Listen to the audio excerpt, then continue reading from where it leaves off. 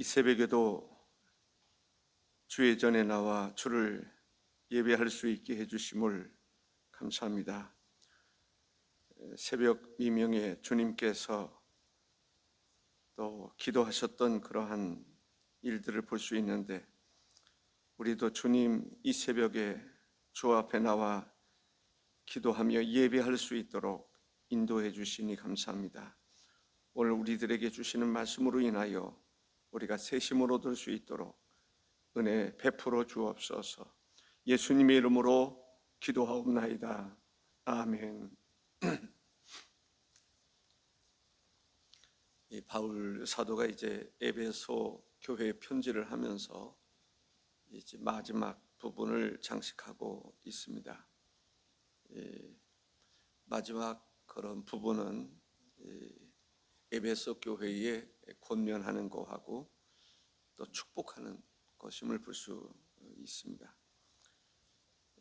바울 사도는 이 교회들 간에 또 본인이 개척을 하거나 또 혹은 이 수고했던 마치 자녀를 낳듯이 영적으로 자녀를 낳은 그러한 사람들과의 관계를 소중하게 여기는 것을 볼 수 있습니다.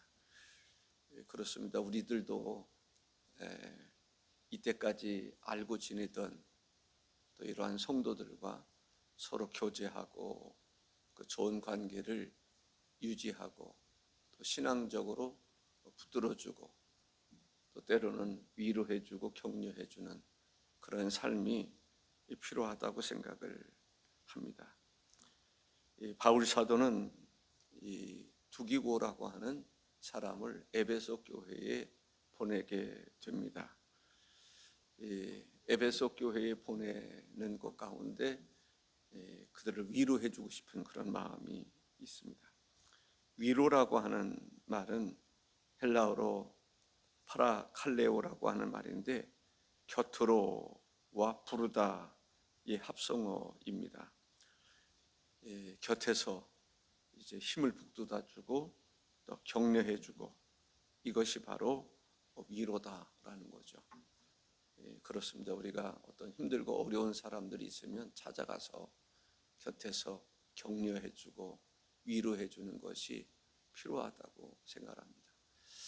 그러한 삶이 저나 여러분의 삶 속에서 늘 있기를 바랍니다. 그런 사람들은 이 동료 관계, 이웃과의 관계가 참 좋을 수밖에 없습니다.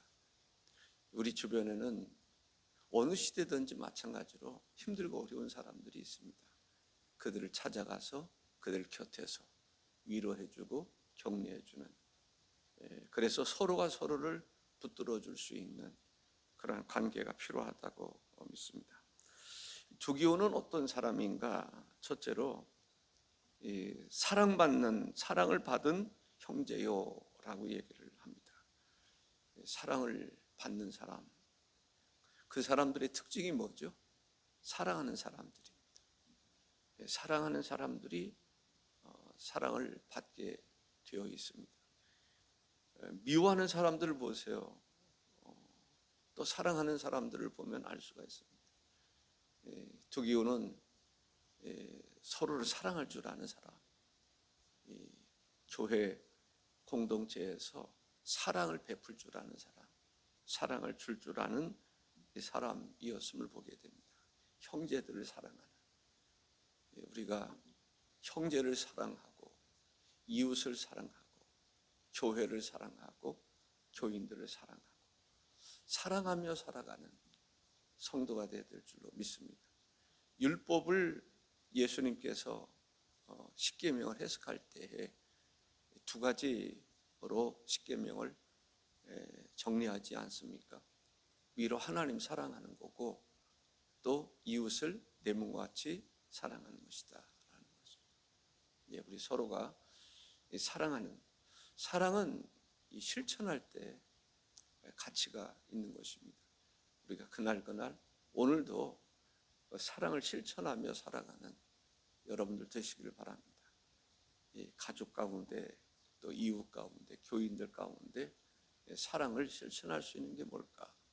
한번 좀 찾아가서, 직접 못 찾아간다 하더라도 요즘에는 뭐 문자도 있고 또 전화도 있고 그러니까 이 전화로든지 문자로든지 이 숙제처럼 생각하는 게 중요한 것 같아요. 뭐 세 사람이면 세 사람, 나름대로 오늘은 한 사람이라도 내가 곁에 가서 문자로 또 전화로 곁에 가서 그들을 위로해 줘야 되겠다. 필요를 채워줘야 되겠다. 이 두기호라고 하는 사람은 그런 삶을 살았을 것이다 라고 충분히 우리가 예측할 수가 있습니다. 정말 사랑받는 사람, 이 존경받는 사람, 저도 그렇고 여러분들도 그렇고 사랑받는 사람, 존경받는 사람, 귀하게 여기는 사람, 교회에서도 귀하게 여기고 가정에서도 귀하게 여기고 직장에서도 귀하게 여기는 그런 사람이 되어야 될 줄로 믿습니다. 두 번째 두기호는 진실한 일꾼이다라고 얘기를 합니다. 신실한 사람, 진실한 사람이라고 이야기하고 있습니다. 누구를 소개할 때 저 사람 교회에서 정말 사랑받는 사람입니다. 신실한 일꾼입니다. 이렇게 누군가가 나를 소개할 수 있다면 참 귀한 것이죠. 이 두기호는 그런 면에서 모범이 되는 사람이고 바울에게 있어서는 자랑스러운 사람이에요. 정말 사랑받는 사람, 존경받는 사람, 그리고 신실한 일꾼이라고 소개하고 있습니다. 신실하다라고 하는 말은 이 헬라어로 피스토스라고 하는 말인데 믿음직스러운 사람, 정말 신뢰할 만한 사람, 그 사람은 정말 믿을 만한 사람이다. 그 사람은 신뢰할 만한 사람이다 라고 하는 것입니다. 바울 사도는 참 옥중 생활이라는 것이 얼마나 열악한 생활인가. 우리나라의 감옥은 상당히 저는 그런 생각이 듭니다. 지금의 감옥은 호텔급이다. 이런 얘기하면 저한테 당신 가봤어? 라고 말하는 사람, 거기에 얼마나 열악한 환경 속에 있는지 알아? 라고 이야기하는 사람이 있을 것입니다. 그렇습니다.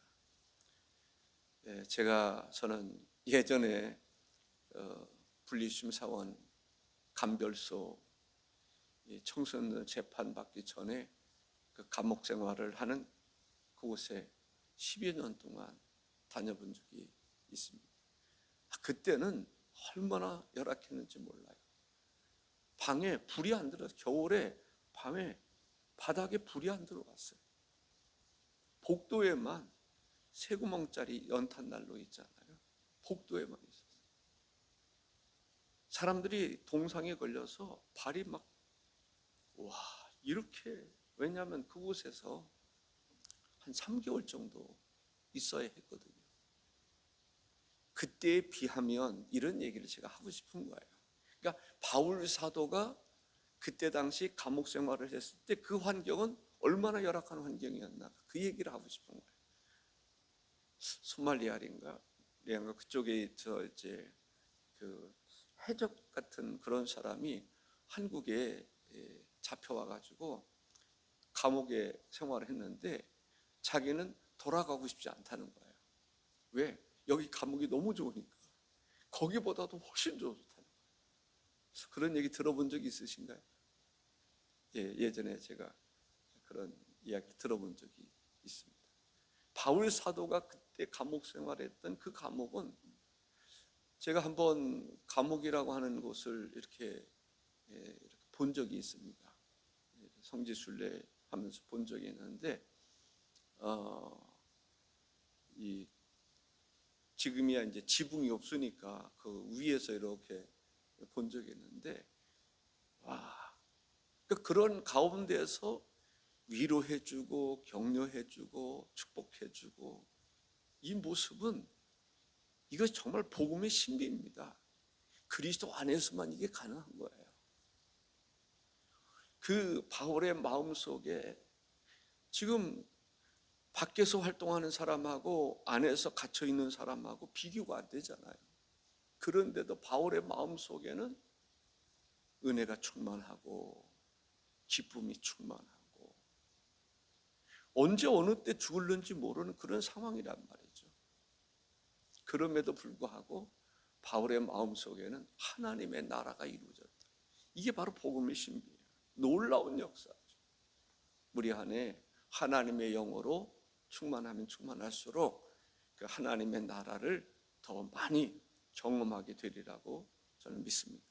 바울이 바로 그런 사람이었음을 이야기하고 있습니다. 두기오, 정말 교회에서도 두기오와 같은 사람이 필요한 거죠. 우리 스스로가 한번 내가 두기오와 같은 사람이 한번 됐으면 좋겠다, 그런 마음에 결단을 할 수 있다면 정말 설교에 은혜 받은 사람이라고 생각합니다. 똑같이는 못한다 할지라도 정말 존경받는 사람, 정말 사랑받는 사람, 신실한 사람이라고 이렇게 불리울 수 있는, 정말 그 사람은 믿을 만한 사람이야, 그런 이야기를 들을 수 있는 사람이 되도록 우리가 하나님 앞에 기도하시고 사모할 수 있기를 바랍니다. 그리스도인이라고 하는 말은 그리스도를 닮아가는 사람이다 라는 얘기입니다.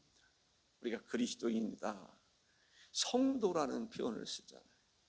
그리스도인이라는 표현을 씁니다. 그리스도를 닮아가는 사람. 우리 모든 교회와 성도들은 그리스도를 닮아가는 사람이 되어야 될 줄로 믿습니다. 바울 사도는 이렇게 말합니다. 사도행전 20장 35절에 범사에 여러분에게 모본을 보여준 바와 같이 라고 말합니다.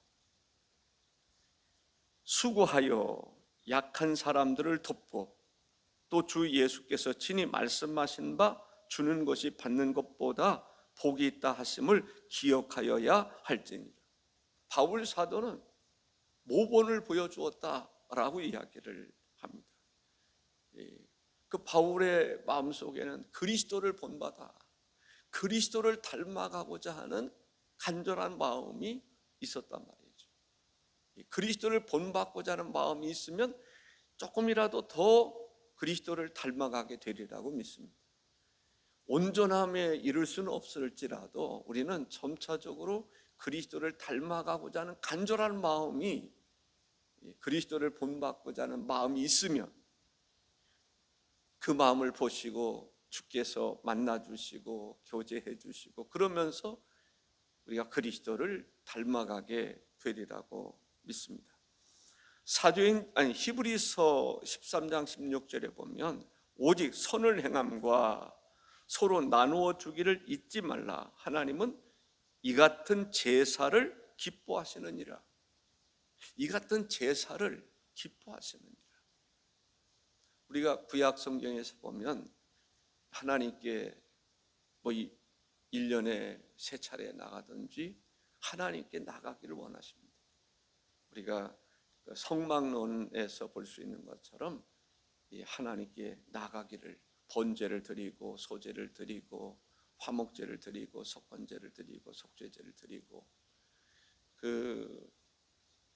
이 성소에 들어가서 떡을 만들어서 바치고 촛대에 이제 불을 피우고 향을 드려서 하나님 앞에 온전히 정말 거룩한 삶을 살아가는 거죠.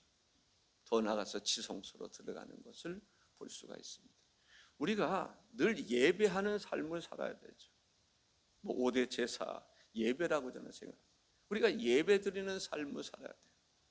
더 나아가서 더 깊이 주님의 임재를 경험하는 그런 주의 말씀과 또 기도와 또 성령의 충만함과, 성소를 보면은 떡상 하면 하나님 말씀이 생각이 나요.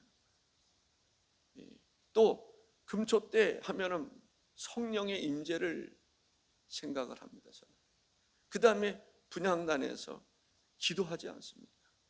그래서 성도의 삶은 예배하는 삶이고 또 말씀과 성령과 기도를 항상 같이 하는 그런 삶이고, 더 나아가서 하나님의 임재를 경험하는 삶이라고 얘기를 할 수 있습니다.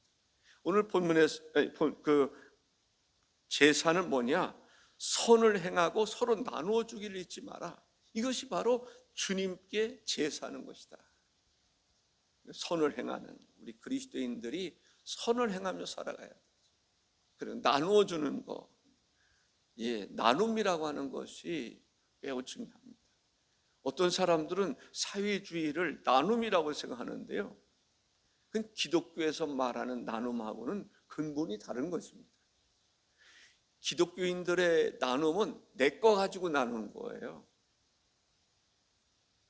아멘. 내 것을 나누는 거란 말이죠. 근데 사회주의는 뭐예요? 거둬서 나누는 거예요. 자기가 취하는 것이 너무 많은 거예요. 빈부격차가 어떻게 보면 더 많이 나는 거죠. 나누면 나눌수록 빈부격차가 줄어들어야 되는데, 거기는 빈부격차가 더 많이 생기는 거예요. 왜? 남의 거 가지고 빼앗아 가지고 착취해 가지고 나눠주려고 그러니까 내가 취하는 것이 더 많은 거예요. 우리 기독교인들은 내가 가지고 있는 것을 나누어서 서로가 이렇게 평등하다라고 그럴까요? 서로가 나누어서 서로가 잘 살게 하는 것이 기독교의 정신이다. 우리가 하나님이 원하는 제사는 선을 행하고 나누어 주는 것이죠. 두기호는 일꾼으로서 모범적인 삶을 살았습니다. 우리도 그러한 삶을 살아야 되겠다라는 거 하고요. 23절과 24절에 보면 이런 말씀이 있습니다. 아버지 하나님과 주 예수 그리스도로부터 평안과 믿음을 겸한 사랑이 형제들에게 있을지어다. 우리 주 예수 그리스도를 변함없이 사랑하는 모든 자에게 은혜가 있을지어다. 여기 보면은 세 가지를 축복하는 것을 볼 수가 있습니다. 하나님과, 아버지 하나님과 주 예수 그리스도로부터 평안과 믿음을 겸한 사랑과 그 다음에 은혜입니다. 우리도 이러한 인사를 잘 할 수 있으면 좋겠어요. 평안을 비는 거죠. 평안은 에이네라고 하는 말입니다. 평화, 복지, 번영이라고 하는 말인데, 평화로운, 또 평화의 상태가 계속 유지되기를 바라는 것입니다.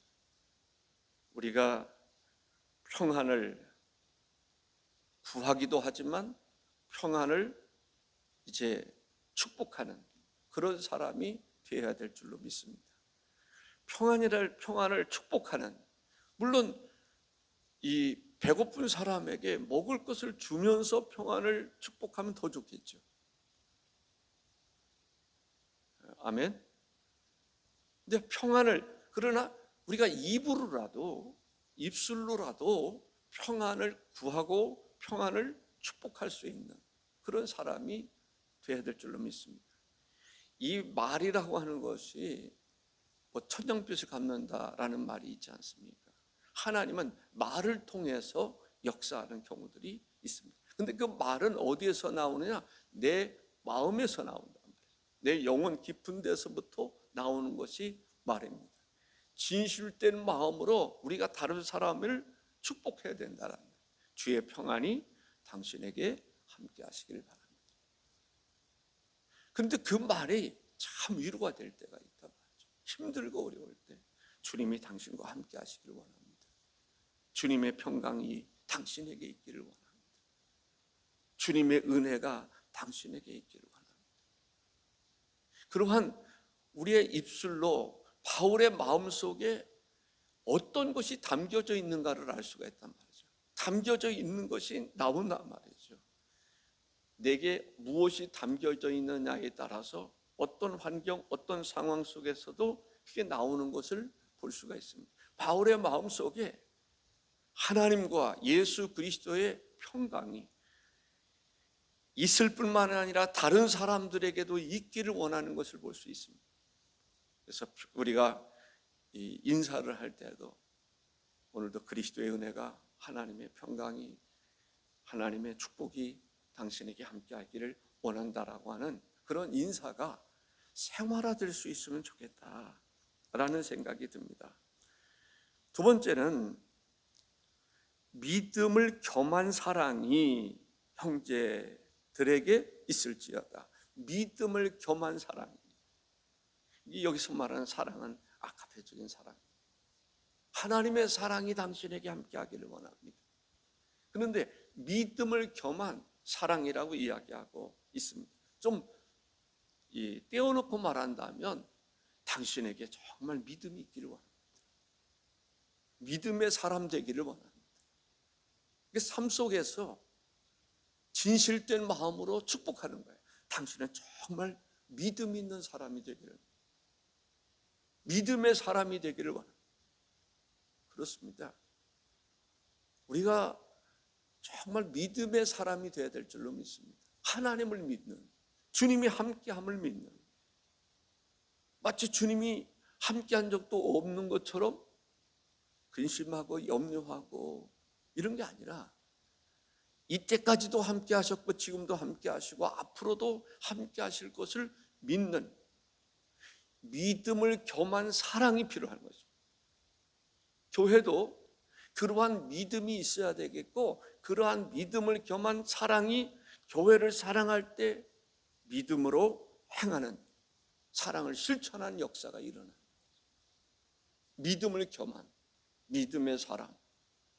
우리 믿음의 사람, 믿음의 사람이라고 하는 칭찬도 받아야 되겠지만 정말 믿음의 사람이 되기를 축복하는 그런 사람이 되어야 되겠고, 하나님의 사랑이 당신에게 있기를 원합니다. 그리스도의 사랑이 당신에게 있기를 원합니다. 하나님이 당신을 사랑하십니다. 이것도 중요한 거죠. 하나님이 당신을 사랑하십니다. 그러나 더 큰 하나님의 사랑이 당신에게 임하기를 원합니다. 바울의 축복이라는 말이죠. 그 바울의 축복을, 바울이 그리스도를 닮아갔단 말이죠. 본받았단 말이죠. 모범이 되었다는 거예요. 그러면 우리도 그렇게 하면 좋겠다라는 거죠. 하나님의 평강을 축복하고 당신의 마음속에 하나님의 평안이 있기를 원합니다. 왜? 불안할 때가 있잖아요. 힘들 때가 있잖아요. 염려할 때가 있잖아요. 당신의 마음속에 하나님의 평안이 있기를 원합니다. 하나님의 평강이 당신에게 있기를 원합니다. 하나님의 사랑이, 믿음을 겸한 하나님의 사랑이 당신에게 차고 넘치기를 원합니다. 하나님의 사랑이 당신에게 채워지기를 원합니다. 그러한 축복을 바울이 하고 있음을 볼 수가 있습니다. 끝으로 하나님의 사랑하는 모든 자에게 은혜가 있을지어다. 그 은혜는 어떤 은혜일까요? 하나님의 은혜라고 말할 수가 있습니다. 하나님의 은혜, 하나님의 호의, 하나님의 친절이 당신에게 있기를 원합니다 라는 거죠. 우리가 결단할 수 있으면 좋겠습니다. 두기오와 같은 신실한 사람, 정말 사랑받는 사람, 그러한 사람이 되기를 기도하고, 또 우리도 바울 사도처럼 정말 다른 사람을 축복하며 살아갈 수 있기를 사모할 수 있기를 바랍니다. 한 가지라도 잡으면 그 사람에게 말씀의 역사가 일어날 줄로 믿습니다. 나는 다른 사람에게 평강을, 하나님의 평강으로 축복하자. 하나님의 사랑이 당신에게 있기를 축복하자. 하나님의 은혜가 당신에게 있기를 축복하며 살아가리라.